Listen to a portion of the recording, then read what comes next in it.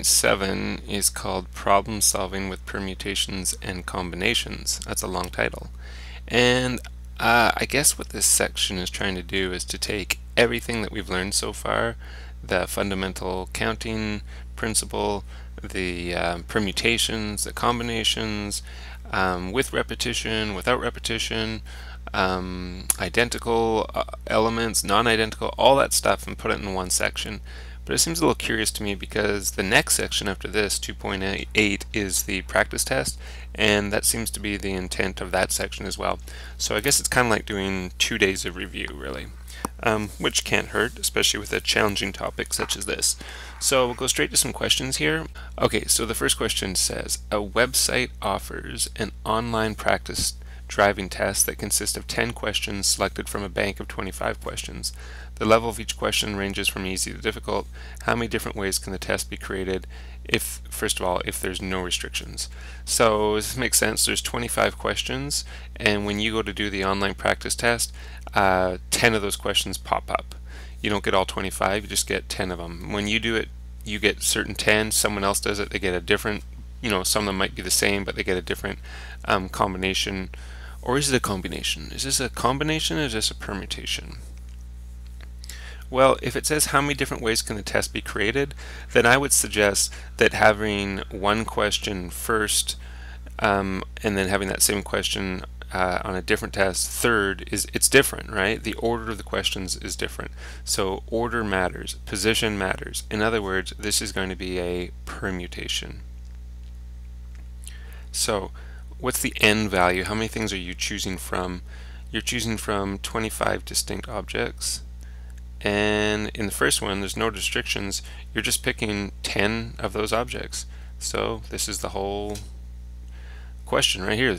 You just have to figure out this amount right here. So you could use your calculator if you want. I think you will have to use your calculator, because otherwise what you'd be doing, remember the formula for permutations is n factorial over n minus r factorial. So in this case it would be 25 factorial over 25 minus 10 factorial, which is 25 factorial over 15 factorial, which means you're going to have to do 25 times 24 times 23 times 22 times 21 times 20 times 19 times 18 times 17 times 16. I don't really want to do that, so I'll just take my calculator and put this into my calculator, and if I do that I get an enormous number. What I get is something that looks like this. This is rounded 1.18 times 10 to the 13. Oh, this is scientific notation. Boy, we haven't talked about this in forever. You know what this means? That means you're going to move this decimal point 13 spots to the right. So it's going to be 118. There's 2 spots. You still have to move it 11 more spots. So you're going to have 11 zeros. 7, 8, 9, 10, 11. I don't think I've spaced them very well. Wow, this is a lot of different permutations. 3, 3, 3, 3.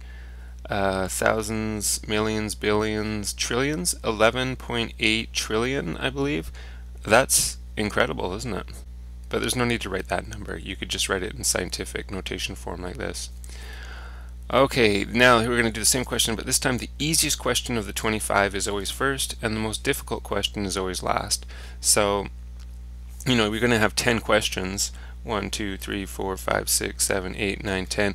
But you already know which question goes here. This is the easiest one, and the most difficult question goes here. So basically what you're left with here is there's 8 more questions.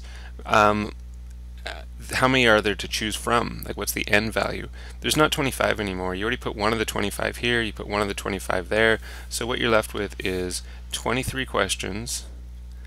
Order matters again, because it's the same thing. You're doing your test and the order of the question matters, and you're only picking 8 of them this time, because you already have 2 of them in the first and the last positions. So again, you could do this method with the factorials, but why don't we just go straight to our calculator this time, and again you'll get an enormous number, 1.98 times 10 to the 10th, or if you want, this is rounded answer, remember, 198, that's moving the decimal 2 spots, you have to move it another 8. 1, 2, 3, 4, 5, 6, 7, 8. So there's 3 zeros, there's 3 zeros. Thousands, millions, billions, 19.8 billion, I think. 19 billion, 800 million different permutations. Big, big numbers. Alright, consider the 11 letters in the word mathematics. How many different arrangements are possible if all the letters are used? So you're going to take all those letters, you're going to mix them up. I want to know how many different ways there are to do that. Okay, is this a permutation or combination? It's a permutation again because order matters. But I think this might be a question where it's useful to use the fundamental counting principle. I think it's a little bit easier. So how many ways are there to rearrange those letters? Well, if you think of it, there's 11 spots. 1, 2, 3, 4, 5, 6, 7, 8, 9, 10, 11. So how many possible letters could go in the first spot? Well, any of the letters can go in the first spot, so it'd be 11 possible letters. How many could go in the second spot? Well, you've already used 1, so there's only 10 left. And then 9, and then 8, right? And fundamental counting principle says we multiply all these, and we're going all the way down to 1. But remember, the faster way we could have written this, because you don't want to have to write that, this is just equal to 11 factorial. So is that it? Not exactly. How come?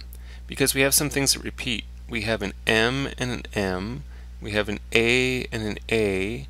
We have a T and a T. And I think that's all the repetition. So remember what you do when you have repetition? You need to divide by the factorial of the repeated elements. So for example, there's 2 M's, so that's a 2 factorial. There's 2 A's, so that's a 2 factorial. And there's 2 T's, so that's a 2 factorial. All the other ones, the H, the E, the I, the C, the S, that'd be 1 factorial, 1 factorial, 1 factorial, 1 factorial, and those don't really make a difference because 1 factorial just equals 1. So this will give you your answer. Again, enormous answer if you do this. Use your calculator. 11 factorial equals something ridiculous. 2 factorial is just equal to 2, so this is 2 times 2 times 2, which is 8. So get this giant number, divide by 8, you get 4,989,600.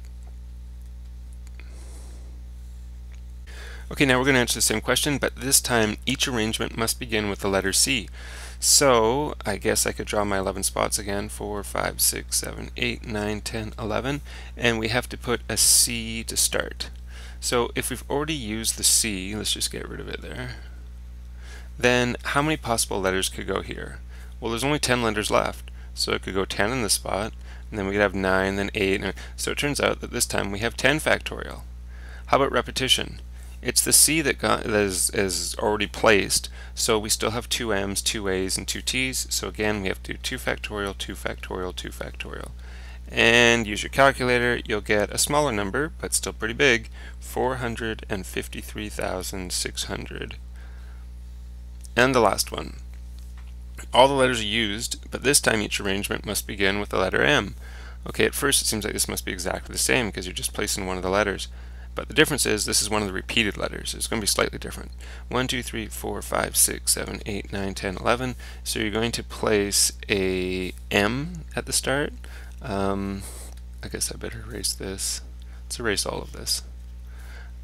We're placing an M, so this is gone. One of them, doesn't matter which one you cross out. I'll cross that one out. So now, how many letters are left for the next position? We have got 10 left. So again, it's going to go 10 times 9 times 8 times 7. So you're going to have 10 factorial, just like you did before, 10 factorial. But now, if we look at repeated letters, we have 2 A's, we have 2 T's, we only have 1 M, so you don't have to worry about that repeated M anymore. We already placed one of the M's, and the other one will go wherever, wherever it goes. So we're going to divide by 2 factorial and 2 factorial. And if you do that, you'll get 907,200. Next question, in how many different ways can the letters of the word optical be arranged so the vowels always come together? So what vowels do we have here? We have an O, we have an I, and we have an A. And remember the strategy? We did questions like this before. If you want all those letters to be together, you're going to start by thinking of them as being one giant letter, right? So you're going to have, I'm going to rewrite this. We have O-I-A, which I'm going to think of as like one letter, and then we have P-T-C-L. So I know up here we had 1, 2, 3, 4, 5, 6, 7 letters here, but we're actually going to think of it as 1, 2, 3, 4, 5. In that way, wherever we place this first letter, I know it's not a letter, but this first group here, that ensures that we keep those vowels together. So 1, 2, 3, 4, 5. How many ways can we place those 5 elements? 5 factorial ways. Good.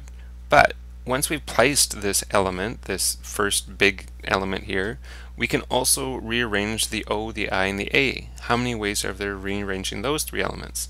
3 factorial. So you have to do both of those things. It's an AND thing. You're going to arrange these and arrange those. So it's a multiplying. 5 factorial is equal to 120. 5 times 4 times 3 times 2 times 1 is 120. 3 factorial is equal to 6. 3 times 2 times 1 is 6. And if you multiply those, you get 720. Okay, here's a tricky question. How many different ways can 15 teachers be divided into 3 groups of 5 to make up various committees? The committees are for finance, technology, and timetabling. So these are 3 real committees we have at our school. And you know, the way you usually do it is that we ask for volunteers, and some people volunteer for 2 of the committees or even all 3 of the committees. Some people volunteer for none of the committees. We won't mention names, but some people do that. So we've decided to go with a different strategy this year. We're just going to randomly put 15 teachers into 3 groups. The first group is going to be the finance committee, the second group is going to be the technology committee, the third group is going to be timetabling committee. Alright, is this a permutation or a combination? So ask yourself, does it matter in the finance committee who goes into the finance committee first and who goes in second? No, it doesn't matter at all. So this is a combination question. So let's say that you're going to fill the finance committee first. So first of all, what you're going to do is you're going to start with your 15 people and you're going to choose 5 of them. Great, finance committee is done. Now the next thing you're going to do, and this is an AND question because you also have to do this, is you're going to choose 5 more people for the technology committee. But you're not going to choose them from the 15 people because 5 are already gone. You now have 10 people left and you're going to choose 5 and those people go into the technology committee. Now what you do is you take the last 5 people, and I mean it's kind of silly, but you're going to choose 5 of those 5 people to go in the timetabling committee. 5 choose 5, what's that equal? 1. There's only one way to choose 5 people if there's 5 people left. So figure out all this and you got your answer. 15 choose 5 is 3003. 10 choose 5 is 252. And 5 choose 5 is 1. If you multiply this out, you get 756,756. And the last question, maybe the most difficult of all. Out of 7 consonants and 4 vowels, how many words of 3 consonants and 2 vowels can be formed? Okay, so we have 7 consonants, but we're going to only use 3 of them. And we have 4 vowels, and we're only going to use 2 of them. And then, after that, we're going to make words with what we've picked. So there's kind of 3 steps here. The first step is to pick 3 consonants out of the 7. Is that a permutations or combination?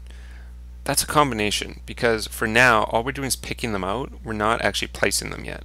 So this means you have 7 consonants and you're going to choose 3. And another thing you're going to do is you're going to look at your 4 vowels and you're going to choose 2 of them. Okay, once you've done that, you now have your 3 consonants and your 2 vowels. Now you need to place them, right? Now you're going to fill your 5 spots with what you picked here. So when you do that, would that be a permutation or a combination? That's a permutation because now order matters.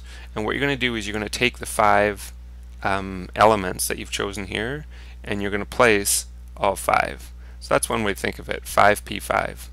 Remember what 5p5 is the same as? Well, remember, if you don't, permutation formula is equal to n over n minus, n factorial over n minus r factorial. So that'd be 5 factorial over 5 minus 5 factorial, which is 5 factorial over 0 factorial. What's 0 factorial equal to? 1. So you get 5 factorial over 1 or just 5 factorial. And in fact, it probably would make it easier for most of you, because I think most of you prefer this, is don't even think of this as 5p5. Think of it as, if I was going to place these 5 elements, how many elements could go in the first spot? 5. How many are left for the second spot? 4, third, 2, 1, right?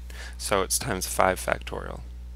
Okay, now we have to figure out what this equals. 7, choose 3. Hey, I haven't done this yet. Let's do it. What's the formula for combinations? It's n factorial over n minus r factorial times r factorial. So in this case it would be 7 factorial over 7 minus 3 is 4 factorial times 3 factorial. Then we're going to multiply that by 4 factorial.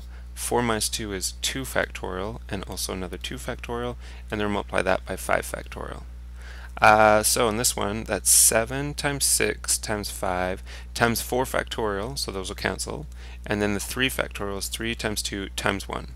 In this one, it's 4 times 3 times 2 factorial, so one of the 2 factorials is gone, and 2 factorial equals 2 times 1, and this is 5 times 4 times 3 times 2 times 1, which you don't need to write. So then I can do some canceling. Isn't this fun? I know you don't need to do this, but I just kind of enjoy doing this. And here's what you're left to multiply. You have to multiply 7 times 4 times 3 times 5, or no, this 5 is still here, isn't it? Yeah, it is.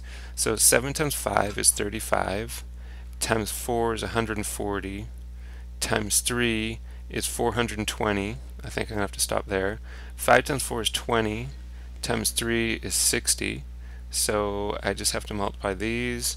6 times 2 is 12. 24. I get 25,200. I know that was a waste of time, this bottom part. You could have just plugged all this into your calculator, but sometimes it's fun just to do it without a calculator. Alright, that's it. We're done. We're done the chapter. I know there was some challenging stuff in there, and good for you for persevering and doing your best.